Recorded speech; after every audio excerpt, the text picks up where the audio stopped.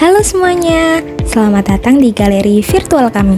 Perkenalkan, kami dari tim pemandu hukum Poazwil dengan beranggotaan saya sendiri, yaitu ada Nadia Rustiana dengan akhiran NIM 051. Kemudian di samping kanan ada Lailatul Mafiro dengan akhiran NIM 059. Selanjutnya di sebelah kanan terdapat Rizka Putri Syafiko dengan akhiran NIM 064. Ada juga Lia Amelia Cahyani dengan akhiran NIM 065. Dan yang terakhir ada Nafista Romatunisa dengan akhiran NIM 067. Nah, sebelum itu di galeri ini kami akan mengajak kalian semua untuk menjelajahi tentang materi fluida dengan tema hukum Poazwil yang dipadukan indah dengan hasil praktikum yang telah kita lakukan. Yuk mulai turnya.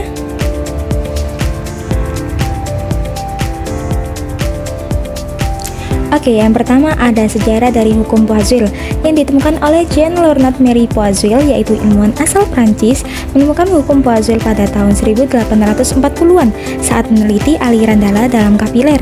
Dia menggunakan tabung kaca kecil dan menemukan bahwa kecepatan aliran cairan dipengaruhi oleh tekanan, panjang dan jari-jari tabung, serta kekentalan cairan. Nah, temuannya ini penting dalam fisika dan kedokteran untuk memahami aliran fluida dalam pipa kecil atau pembuluh darah. Oke, kita next ya. Selanjutnya ada foto dari penemu hukum Poazwil, yaitu Jean Leonard Marie Poazwil. Oke, next kita agak geser ke kanan. Kita lihat ya, ada apa ya? Wah, di sini terdapat definisi dari hukum Poazwil. Hukum Poazwil sendiri menjelaskan bahwa laju aliran fluida kental dalam pipa sempit dipengaruhi oleh perbedaan tekanan, viskositas, panjang, dan jari-jari pipa.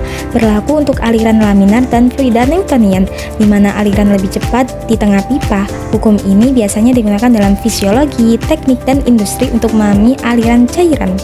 Oke, sekarang kita waktunya memasuki area rumus-rumus hukum Poazwil. Dan yang pertama, debit adalah volume cairan yang mengalir melalui penumpang tiap satuan waktu. Rumusnya Q sama dengan V per T sama dengan delta V per delta T. Untuk keterangannya di bawah. Untuk rumus selanjutnya, debit air berbanding lurus dengan volume yang mengalir per satuan waktu. Saat fluida mengalir dalam pipa, gesekan dengan dinding pipa menyebabkan kecepatan aliran lebih besar di tengah pipa. Kecepatan aliran dapat dihitung dengan rumus V sama dengan L per T. Untuk keterangannya di bawah. Nah, sekarang kita lanjut ke rumus ketiga. Untuk rumus ketiga, hukum Poazwil menyatakan bahwa debit sebanding dengan jari-jari pipa dan selisih tekanan serta berbanding terbalik dengan panjang pipa dan viskositas. Rumusnya Q sama dengan delta P pi R pangkat 4 per 8 eta kali L. Selanjutnya untuk rumus yang keempat, maka untuk menentukan perbedaan tekanan dapat digunakan rumus sebagai berikut. Delta P sama dengan Q kali 8 kali eta L per pi kali R pangkat 4. Untuk keterangannya di bawah. Nah, rumus yang terakhir terdapat juga hubungan antara kecepatan aliran dan debit aliran yang dinyatakan dengan rumus Q sama dengan A kali V, V sama dengan Q per A. Nah, selanjutnya yaitu contoh hukum Poazwil. Contoh hukum Poazwil diantaranya yaitu aliran darah dalam pembuluh, infus di rumah sakit, sistem pipa air rumah tangga, dan menyuntikkan obat dengan jarum. Nah, selanjutnya ada penjelasan dari beberapa contoh hukum Poazwil. Yang pertama yaitu aliran darah dalam pembuluh. Aliran darah termasuk contoh penerapan hukum Poazwil karena darah merupakan fluida viskos yang mengalir melalui pembuluh darah berbentuk silinder panjang. Aliran darah terjadi akibat perbedaan tekanan antara jantung dan bagian tubuh lainnya, dan laju alirannya sangat dipengaruhi oleh jari-jari pembuluh darah. Selanjutnya yaitu infus di rumah sakit. Infus di rumah sakit juga merupakan contoh penerapan hukum Poiseuille. Cairan infus mengalir melalui selang kecil menuju tubuh pasien akibat perbedaan tekanan antara botol infus atau yang digantung lebih tinggi dari tubuh pasien. Sesuai hukum Poiseuille, laju aliran cairan infus bergantung pada perbedaan tekanan, panjang, dan diameter selang, serta viskositas cairan. Jika selang infus terlalu panjang atau sempit, maka aliran akan melambat. Selanjutnya yaitu sistem pipa air rumah tangga. Sistem pipa air rumah tangga merupakan contoh penerapan hukum Poiseuille karena udara sebagai fluida viskos mengalir melalui pipa-pipa sempit dari tangki atau sumber tekanan menuju kran. Laju aliran udara sangat dipengaruhi oleh perbedaan tekanan, panjang dan diameter pipa serta viskositas udara. Menurut hukum Poiseuille, semakin kecil diameter pipa, maka aliran udara akan semakin lambat. Next yaitu menyuntikkan obat dengan jarum. Menyuntikkan obat dengan jarum merupakan contoh nyata dari penerapan hukum Poiseuille. Obat yang bersifat cairan viskos mengalir dari spit melalui jarum disuntikkan ke dalam tubuh karena adanya tekanan yang diberikan oleh tangan. Laju aliran obat sangat bergantung pada diameter jarum, panjang, viskositas cairan, dan tekanan yang diberikan. Sesuai hukum Poiseuille, semakin kecil diameter jarum, maka semakin besar hambatan alirannya, sehingga diperlukan tekanan lebih tinggi untuk mendorong cairan keluar. Nah, selanjutnya kita akan memasuki area praktikum hukum Poiseuille. Praktikum ini telah dilaksanakan di laboratorium IPA. Untuk rumusan masalah dalam praktikum ini, yang pertama, bagaimana pengaruh diameter selang terhadap kecepatan aliran zat cair. Yang kedua, bagaimana pengaruh tekanan terhadap debit.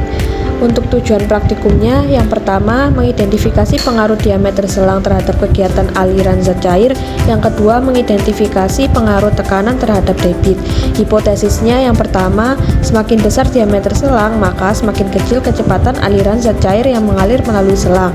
Yang kedua, semakin besar tekanan yang diberikan, maka semakin besar debit air. Nah, selanjutnya ada bagian alat dan bahan serta langkah kerja praktikum hukum Poiseuille. Selanjutnya kita akan ke bagian data hasil dari praktikum hukum Poiseuille. Nah, di sini terdapat tabel 1 data hasil percobaan dan tabel 2 data hasil perhitungan. Selanjutnya adalah pembahasan. Percobaan menggunakan dua selang dengan diameter berbeda menunjukkan bahwa kecepatan aliran air berbanding terbalik dengan diameter selang. Semakin kecil diameternya, semakin besar kecepatannya. Hal ini sesuai dengan teori yang menyatakan bahwa diameter dan kecepatan aliran air saling berlawanan.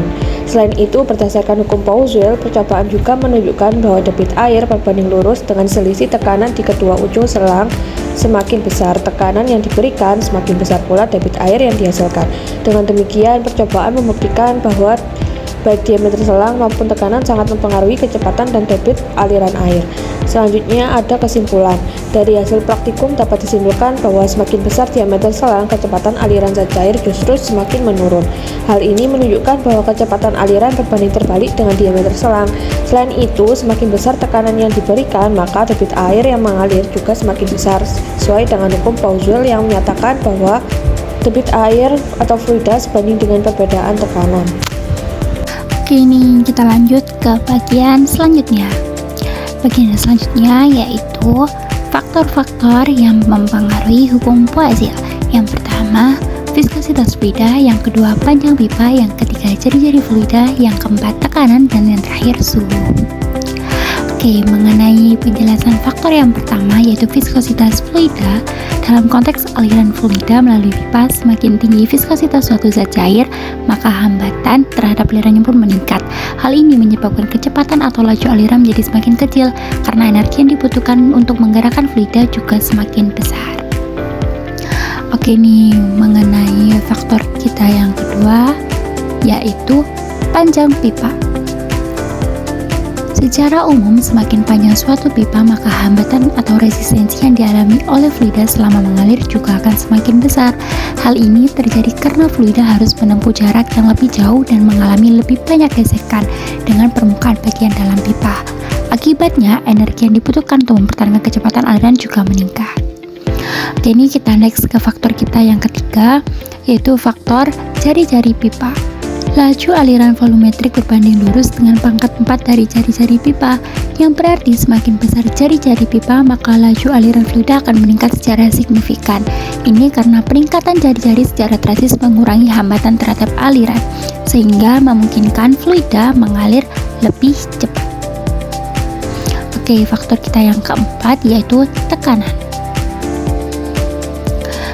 Laju aliran volumetrik berbanding lurus dengan perbedaan tekanan dan berbanding terbalik dengan panjang pipa serta viskositas fluida. Tekanan yang tinggi di satu sisi menciptakan dorongan yang kuat, memungkinkan partikel fluida untuk mengalir lebih cepat ke sisi dengan tekanan yang lebih rendah. Oke, ini kita lanjut ke faktor kita yang terakhir yaitu faktor suhu.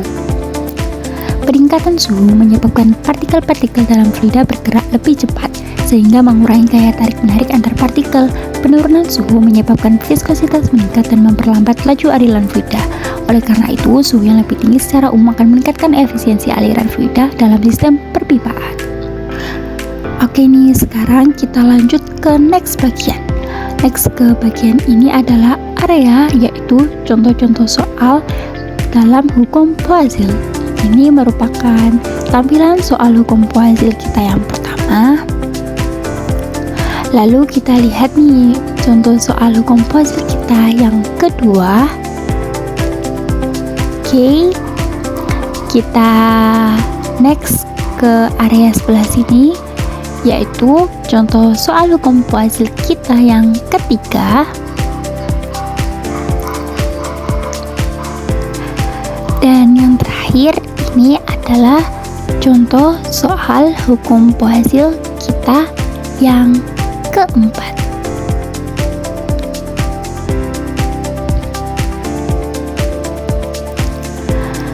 Oke, sepertinya ini merupakan area terakhir dari tur kita pada siang hari ini.